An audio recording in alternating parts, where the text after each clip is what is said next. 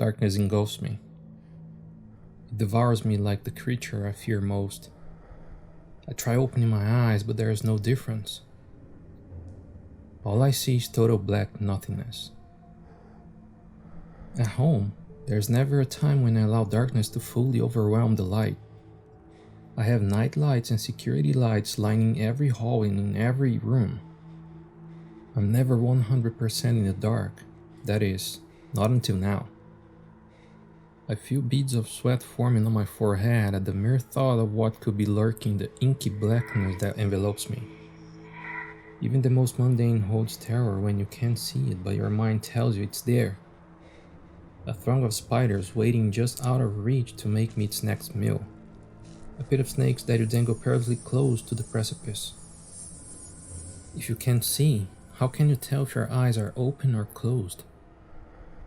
I reach down and press my hand against the cold floor that I lay on. I stretch out my fingers, laying them flat to feel it. The cold creeps into them, its tendrils invading my body like a virus. I feel like the darkness is digging through my skin deeper down inside me to my bones, to my marrow, to my soul. I'm lost in this sea of gloom. I don't even know where I am. I'm terrified to make a move lest I tumble over the invisible edge. I don't know how I got here. I don't know where he is. I have no idea why I'm here unless... As fearful as this mysterious place makes me, the thought of unless chills me to the marrow. The darkness is even set aside for a moment in my mind, displaced by the unless. It seems so long ago and at the same time feels like it just happened. The deepest, darkest place in my soul.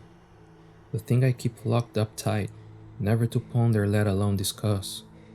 The unless is untouchable. Only my worst nightmares does my conscience toy with the idea of the unless. No, I can't let it consume me. My thoughts running rampant won't help me to discover what this place is.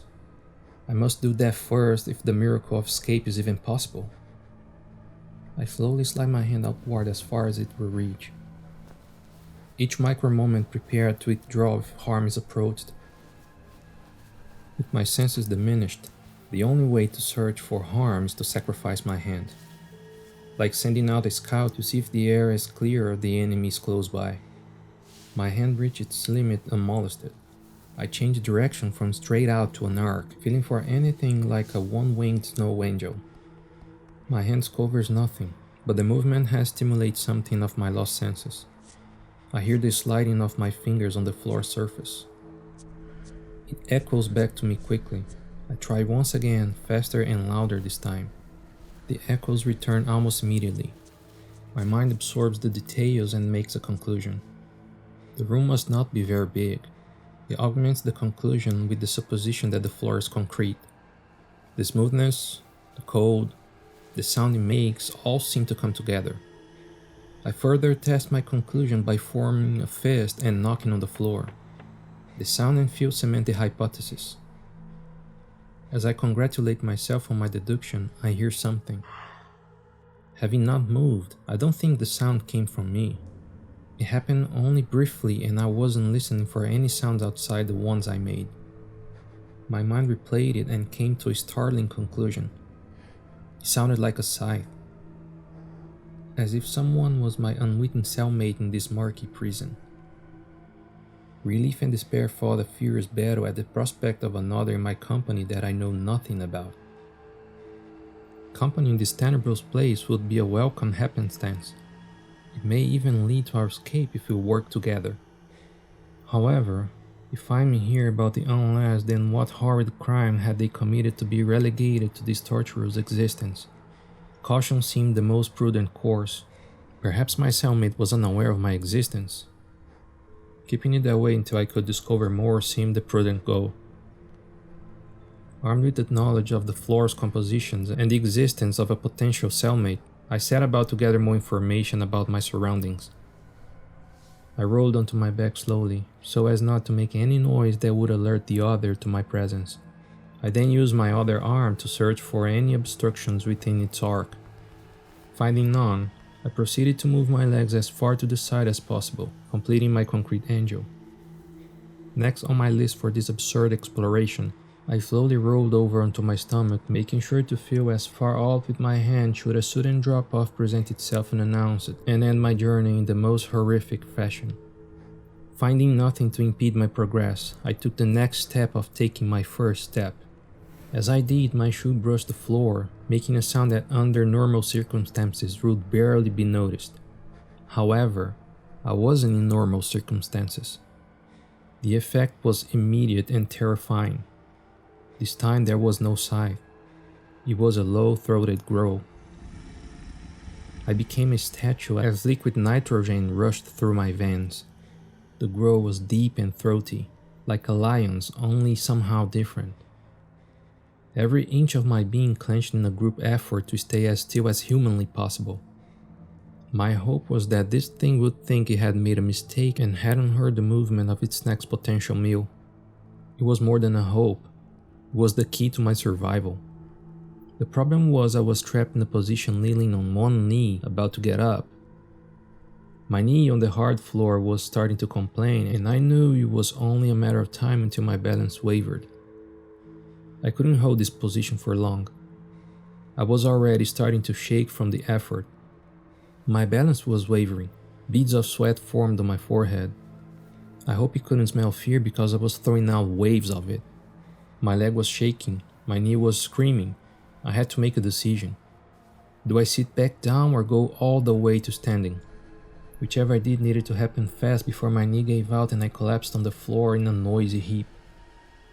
I decided to stand. Putting one hand on my knee and the other on the floor, I pushed up and ascended. As I rose, my knee popped. It wasn't painful, but it was loud in this quiet room. So loud that it echoed back to me.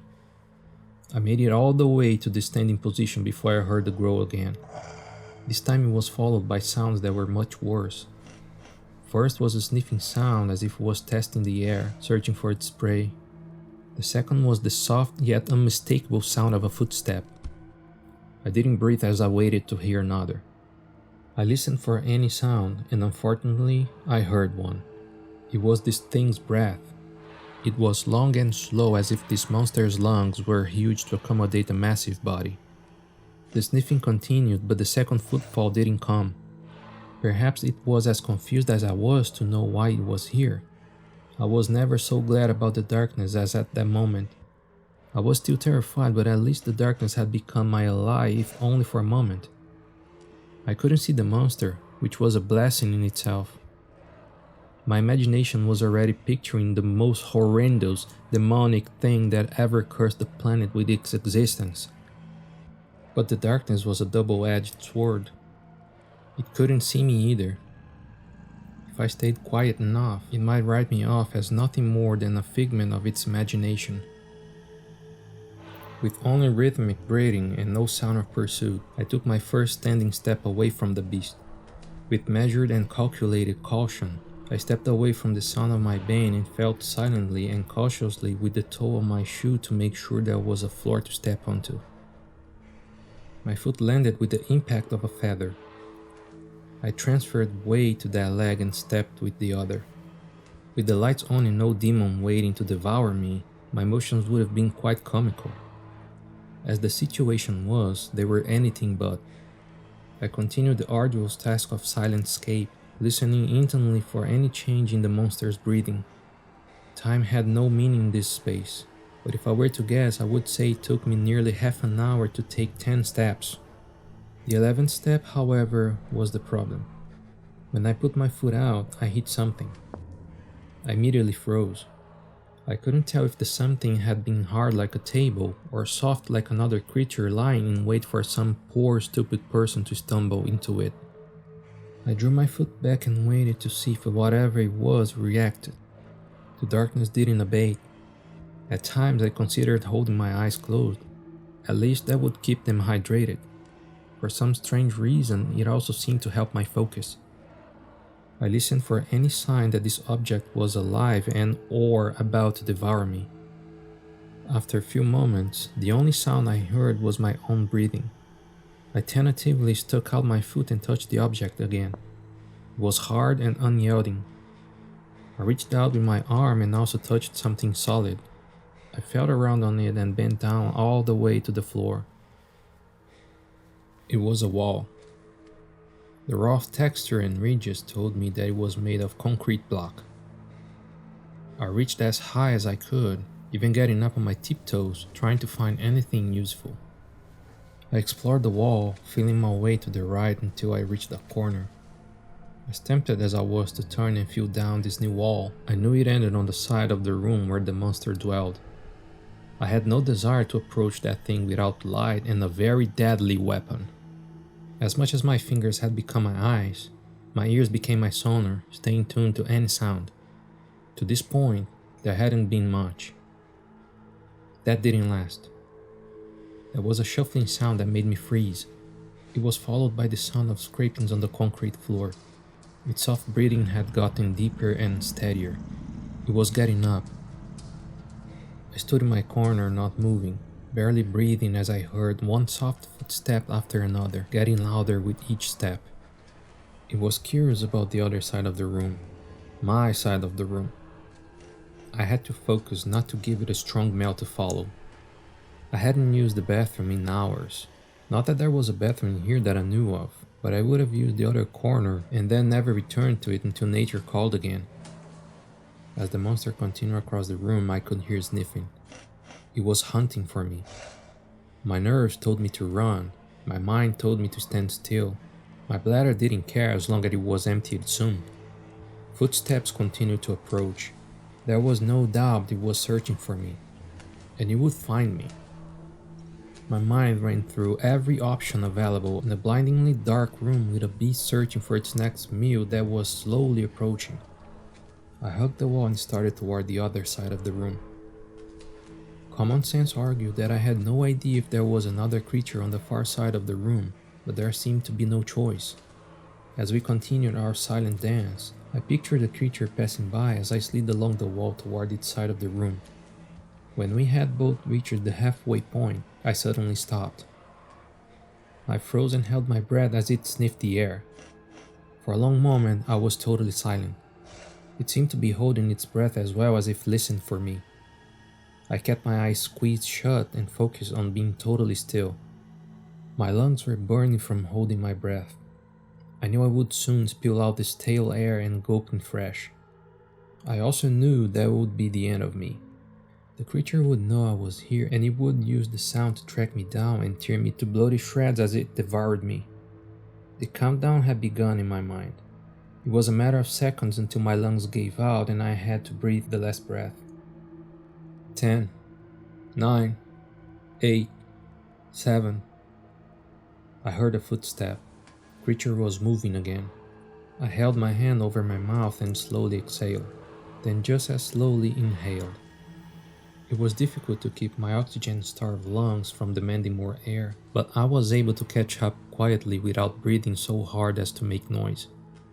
I continued on my perilous journey toward the unknown, carefully listening to the creature also continue its journey. As I reached the corner of my nemesis, fear gripped me as I stepped on something soft. I waited for an attack that never came. Slowly, I reached down to explore this newfound softness. It was hair. Soft fur, the kind that an animal would shed. All my suspicions were now fact. There was an animal here. It wasn't just my imagination. My fear and anxiety were fully justified. As I made my revelation, I heard my nemesis reach the far wall and bump into it. It then began sniffing in earnest. It must have caught my scent. It knew I was real too. The sniffing was getting closer. I allowed myself for a moment of panic before the realization that the only thing I could do was continue my course around the room. I made my way through the blanket of fur and headed for the far wall, feeling as I went for the one thing that may hold my potential rescue: the doorknob.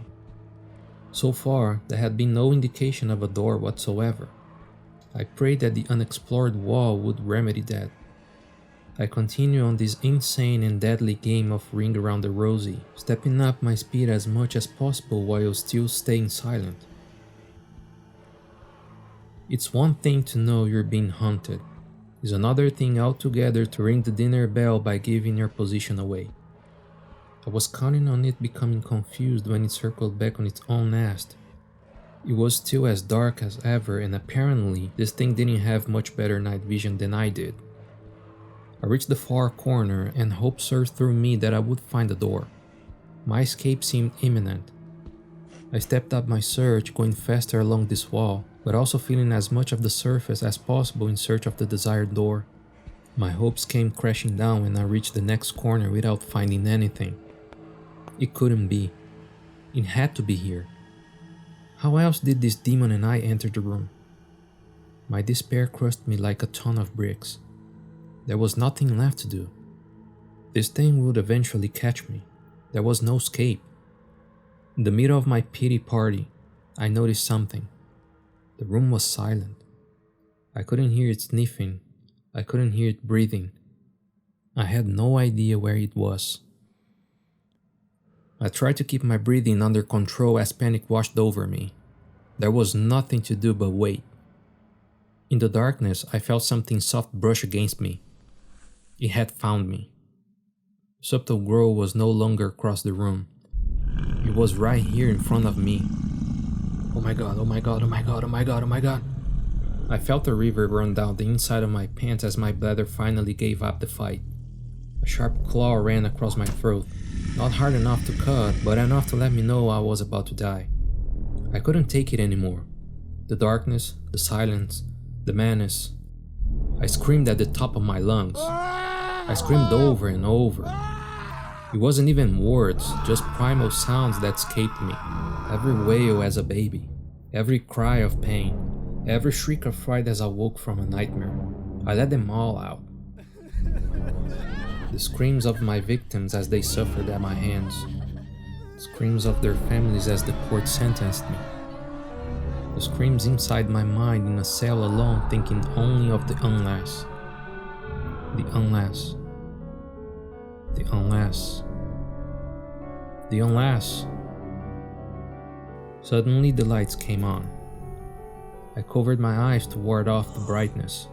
As I slowly adjusted, I was able to look around the room. The creature was gone. No, it couldn't be. I looked over at the wall where I had walked through the floor. There was none. I looked all around, but there were only blank walls. Where is it? I turned round and round, but it was gone. Had he ever really been here? A door opened and two large men dressed in white came in. "No!" I screamed. "Don't come near! It will get you!" They marched across the room oblivious to the danger and picked me up. "It's time to go back to our room," one of the men said. "The doc says you had enough therapy for today." "Did you see it?" I said. They carried me out without answering. We came into a wall that stretched forever. I tried to look back at the open door. "Don't let it out," I said. "You've got to keep it in." They didn't bother to look back, just continued down the hall. I turned and saw it peek its head out of the room. "No!" I screamed. They didn't stop, didn't slow, just picked me up so my feet dangled off the floor until we reached the room. They unlocked it and set me in on my bunk. "You should probably get cleaned up," one of the men said as I tried to get up, but he held me down. You know how this goes," he said. "You stay on our bunk until we lock the door." The second man backed out of the room, then the first man released me and followed him. I ran for the door. "You don't understand! It's loose! It'll kill you all!" They turned and walked away. "No!" I screamed at the tiny window in my door. I pounded on the door for a long time, but no one else came by. Maybe he had already gotten them. Maybe it would come to my door and peek in my window with blood dripping from its mouth. I stepped back from the door, feeling exhausted. I looked over at the tiny shower stall and did what they suggested. Everything was built into the wall. The shower, the sink, the table, the bed. There was nothing I could use to hurt myself or defend myself. After I took a shower and put on fresh clothes, I sat at my desk and wrote what happened with the monster. When I was done, I lay down, hoping to be able to rest. At the appointed time, lights went out. Darkness engulfed me. It devoured me like the thing I fear most. I lay there with my eyes open, waiting. In the black nothingness, I heard it.